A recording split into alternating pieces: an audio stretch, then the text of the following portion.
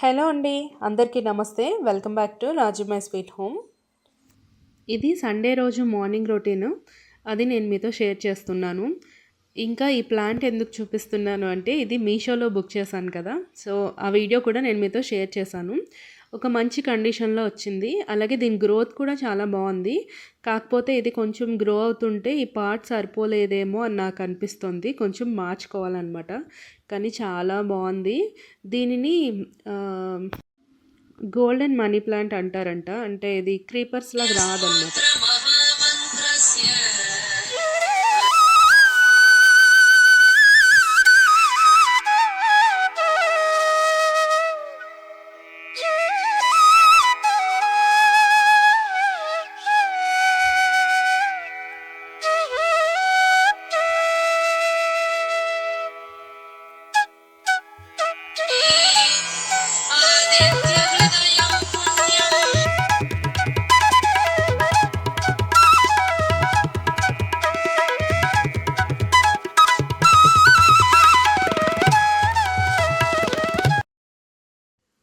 So ఇక్కడైతే నేను ఆదిత్య హృదయం వింటున్నాను. మార్నింగే లేచి చక్కగా స్నానం అంతా కూడా కంప్లీట్ చేసేసుకున్నాను. ఇంకా పూజ చేసుకోవాలి, నైవేద్యం ప్రిపేర్ చేయాలి. ఈలోగా సండే కాబట్టి కొంచెం తొందరగా వచ్చేసింది అనమాట. పనమ్మాయి కూడా తను వచ్చేసి మొత్తం అంతా క్లీన్ చేస్తుంది. ఈలోగా నేను దేవుడి దగ్గర ఉండే నిర్మాలిన్యం అంతా కూడా తీసేసి చక్కగా నీట్గా రెడీ చేస్తున్నాను. ఇవాళ మాఘపాదివారం చేద్దామని అనుకుంటున్నానండి. మాఘమాసం కదా ఇది. సో మాఘమాసంలో వచ్చే ఆదివారాలు చాలా ప్రత్యేకమైనవి, సూర్యనారాయణమూర్తికి చాలా ఇష్టమైనవి. ఎవరైనా ఏదైనా కోరిక కోరుకుని ఆరోగ్య సమస్యలు ముఖ్యంగా ఉన్నవాళ్ళు ఎవరైనా స్వామికి మొక్కుకొని ఆదివారాలు చేస్తామని దండం పెట్టుకుంటే ఖచ్చితంగా ఆరోగ్య సమస్యలు అనేవి తీరిపోతాయి. సో ఇవాళ అయితే నేను మాఘపాదివారం చేద్దామని అనుకుంటున్నాను. రీజన్ ఉంది. ఒక 1 మంత్ లేదా 3 వీక్స్ బ్యాక్ అనుకుంటా లక్కీకి కొంచెం స్కిన్ ఎలర్జీ వచ్చింది. సో మందులు వాడినా కూడా ఒక 2-3 రోజులు వాడినా కూడా అది కంట్రోల్లోకి రాలేదు. నేను కొంచెం భయపడ్డా అనమాట. సో వెంటనే నేను స్వామివారికి దండం పెట్టుకున్నాను. ఎప్పుడైనా ఏ ఆరోగ్య సమస్యలు వచ్చినా అవి తగ్గట్లేదు అని అనుకున్నా, ముఖ్యంగా లక్కీకి ఏదైనా ఆరోగ్య సమస్య వచ్చిందనుకోండి, నేను కొంచెం భయపడతాను అనమాట. సో దానికోసం అని చెప్పి నేను వెంటనే మాఘపాదివారాలు చేస్తానని మొక్కుకుంటాను. వెంటనే తగ్గిపోతుంది. సో అది నా నమ్మకం. ఇంకా మాకు రెగ్యులర్గా గేదె పాలు వేసుకుంటున్నాం కదా. సో మళ్ళీ ఇవాళ స్వామివారికి నివేదన చేయడానికి గేదె పాలు కాకుండా ఆవు పాలతో పరమాన్నం శ్రేష్టం అని చెప్పి ఆవు పాల ప్యాకెట్ తెప్పించాను. వాళ్ళు ఆవు పాలు ఇస్తారో ఇంకే పాలు ఇస్తారో తెలియదు, కానీ కౌ మిల్క్ అని దాని మీద రాసింది కాబట్టి కొంచెం మనసుకి అంగీకారంగా ఉంటుందన్నమాట. ఇంకా పాలైతే కొంచెం ఎల్లో కలర్లో ఉంటాయి. మీగడ కూడా మంచిగా వస్తుంది. ఆ విజయ కౌ మిల్క్ అనేది నాకు నమ్మకం కూడా. ఇంకా ఇవి మా చెట్టుకు పూసిన మందారాలు. అంటే మాఘపాదివారం చేయడం ఏంటి అంటే, మార్నింగే లేచి ఆదిత్య హృదయం కానీ అలాగే సూర్య అష్టోత్తరంతో కానీ స్వామివారికి పూజ చేసుకుంటాము. ఆ తర్వాత ఆవు పాలతో చేసిన పరమాన్నం చేసి నివేదన చేస్తాము. ఆ తర్వాత నేనైతే చప్పిడి చేస్తానని మొక్కుకున్నాను అనమాట. చప్పిడి అంటే ఉప్పు లేనిది, ఉప్పు కారం పులుపు ఇవేమీ లేకుండా ఉండే ఫుడ్ ఇవాళ తీసుకోవాలి. సో ఈ రోజు మొత్తంలో నేను ఒక్కసారి కూడా ఉప్పు తీసుకోలేదు. కారం పులుపు అవి ఎలాగో తీసుకోము, ఉప్పు తీసుకోకపోతే ఆటోమేటిక్గా అవి ఎలాగో తీసుకోమనుకోండి. సో నేనైతే పులుపు ఉప్పు కారం ఇవేవి తినను అనమాట. ఇంకా పరమాన్నం అంతా రెడీ చేసేసుకున్నాక ఇక్కడ సూర్యనారాయణమూర్తికి పూజ అది కంప్లీట్ చేసుకున్నాను, నిత్య పూజ. సో మిగతా అంటే మామూలుగా ఆదిత్య హృదయం ఇవన్నీ కూడా చదువుకున్నాను. అసలు డైరెక్ట్ కాంటాక్ట్లో అంటే మనం సూర్యుడి దగ్గర సూర్యరశ్మి పడే విధంగా పైకి అంటే మేడ మీద కానీ లేదా ఎక్కడైనా వరండాలో కానీ సూర్యకిరణాలు పడుతుంటే అక్కడ కూర్చుని ఆదిత్య హృదయం చదువుకుంటే చాలా మంచిది. ఇలా ఎందుకు పెట్టారు అంటే, కనీసం రోజులో ఒక్కసారైనా సరే మనం ప్రత్యక్ష భగవానుడైన సూర్యనారాయణమూర్తికి డైరెక్ట్గా దర్శించుకుని డి విటమిన్ తెచ్చుకుంటామని. అసలు అందుకే మనం సూర్యనారాయణమూర్తి విగ్రహాలు కానీ ప్రతిమలు కానీ ఇంట్లో పెట్టుకోకూడదు అంటారు. ఎందుకంటే రోజులో ఒక్కసారైనా ప్రత్యక్ష భగవానుడు కరెక్ట్ అంటే డైరెక్ట్గా వెళ్ళి చూసి దర్శించుకోవాలన్నమాట. ఆ విధంగా చూసినా కూడా మనకి డి విటమిన్ మన మీద కిరణాలు పడి డి విటమిన్ వస్తుంది. కాబట్టి చాలామంది ఆడవాళ్ళకి అలాగే పిల్లలకి ముఖ్యంగా ఇంట్లో పనులు స్కూళ్ళు ఇలాంటివన్నీ అయ్యి వాళ్ళు అసలు సూర్యరశ్మి ఎంజాయ్ చేయలేకపోతున్నారు.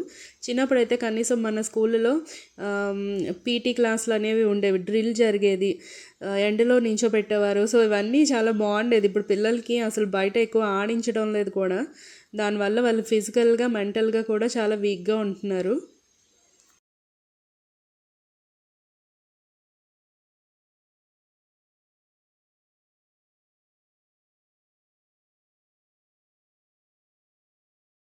ఇంకా మళ్ళీ లంచ్ ప్రిపరేషన్స్ ఇవన్నీ ఉంటాయి కదా. ఇవాళైతే సండే వచ్చిందనుకోండి, మా ఇంట్లో బ్రేక్ఫాస్ట్ ఉండదన్నమాట ఖచ్చితంగా. ఎందుకు అంటే లేట్గా లేస్తాము, సో దానివల్ల టైం టేబుల్ అంతా వేరేగా ఉంటుంది. ఖచ్చితంగా బ్రేక్ఫాస్ట్ చేయం. సో మార్నింగ్ కాఫీ ఖచ్చితంగా తాగుతాము. ఆ తర్వాత కొంచెం సేపు టీవీ చూడడం కానీ, లేకపోతే రొటీన్ పనులు ఉంటాయి కదా, అవి చూసుకుని డైరెక్ట్ లంచే అనమాట. ఇంకా వేరేగా బ్రేక్ఫాస్ట్ ఏమి ఉండదు. నేను లేచిన ఒక గంట తర్వాత వాళ్ళిద్దరూ లేచారు. సో నేను అప్పుడు పూజలో ఉన్నాను. లక్కీ కూడా ఫ్రెష్ అయింది. సో వాళ్ళిద్దరికీ కూడా కాఫీ ఇంకా పాలు అవి కలుపుకోవాలి. ఇవాళ నేను కూడా కాఫీ తాగట్లేదు, పాలే తాగుతున్నాను. కాఫీలో ఏమో అసలు కలవదు సాల్ట్ అనేది. కొంచెం జాగ్రత్తగా ఉందాంలే అని చెప్పి పాలే తాగాను ఇవాళ అయితే నేను. ఇంకా ఇవాళ సండే వస్తే కొంచెం రెస్ట్ తీసుకోవచ్చు అని అనుకుంటాము.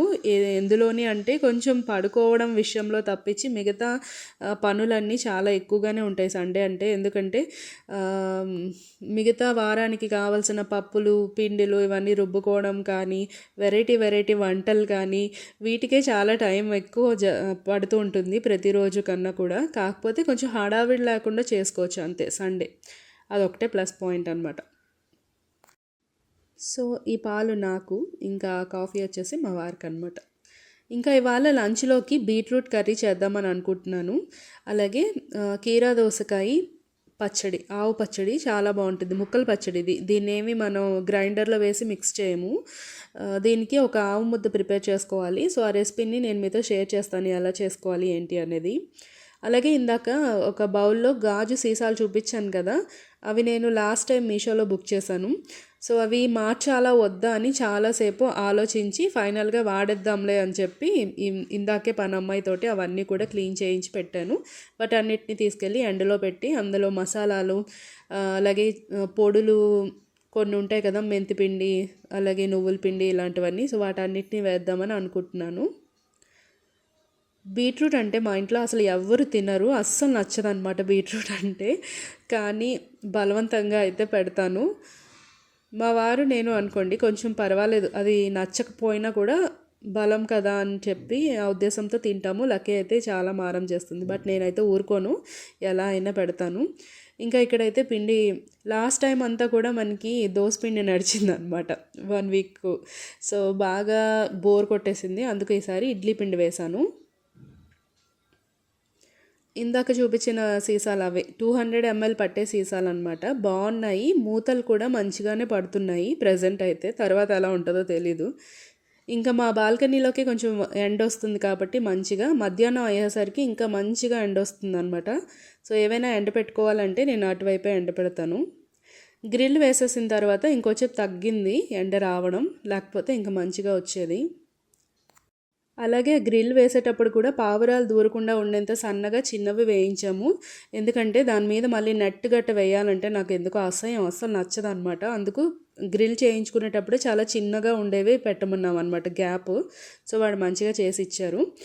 ఇంకా తర్వాత స్ప్రే బాటిల్ చూపించాను కదా, అది వచ్చేసి నేను అమెజాన్లో ఆర్డర్ చేశాను ప్లాంట్స్ కోసం అని చెప్పి. వాడిన తర్వాత ఎలా ఉందో చెప్తాను.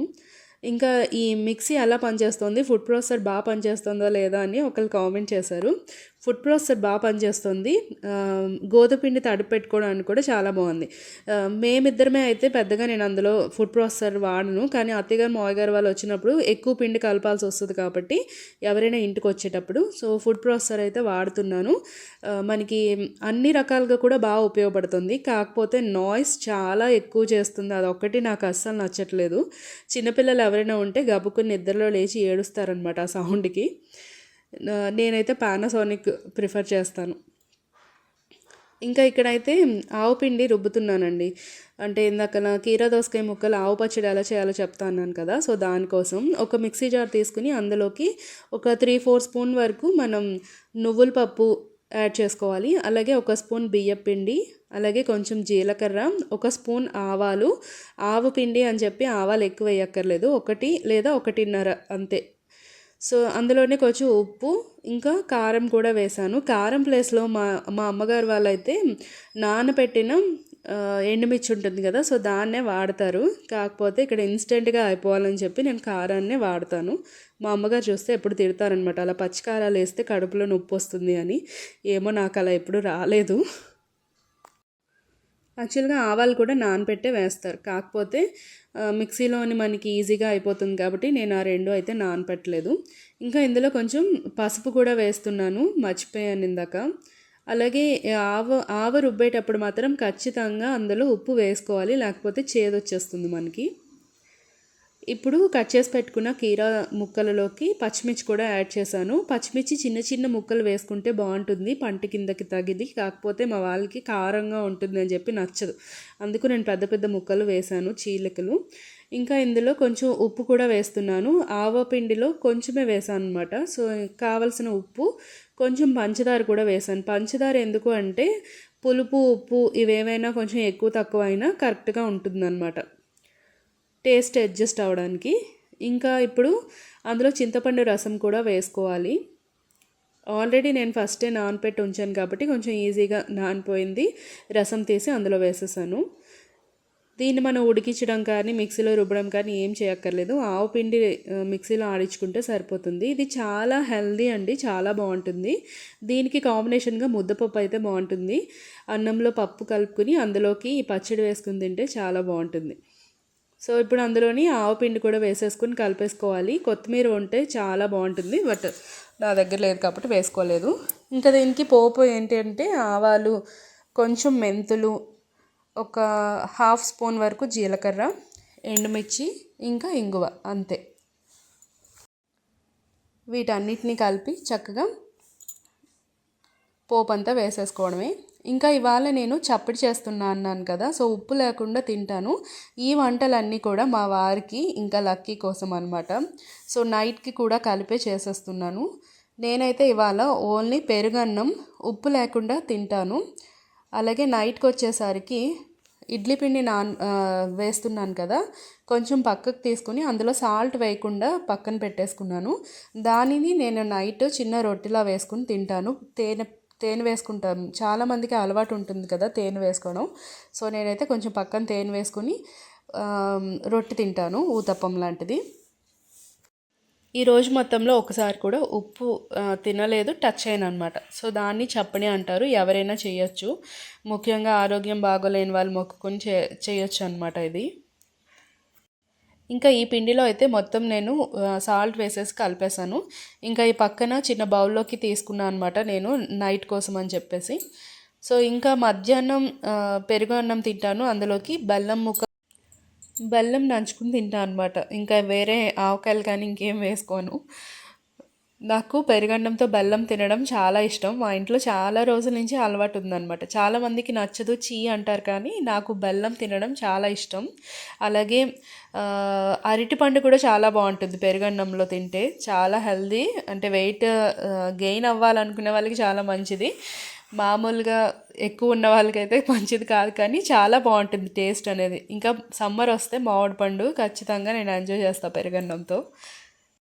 బీట్రూట్ కర్రీ, కీరా దోసకాయ పచ్చడి, పప్పు, అన్నం అన్నీ కూడా రెడీ అయిపోయాయి. ఇంకా పరమాన్నం కూడా ఉంది. చాలామంది పరమాన్నం తినేసి ఉండిపోతారు, బట్ నేను అలా తినలేను కాబట్టి పెరుగన్నం తింటున్నాను బెల్లం ముక్కతోటి.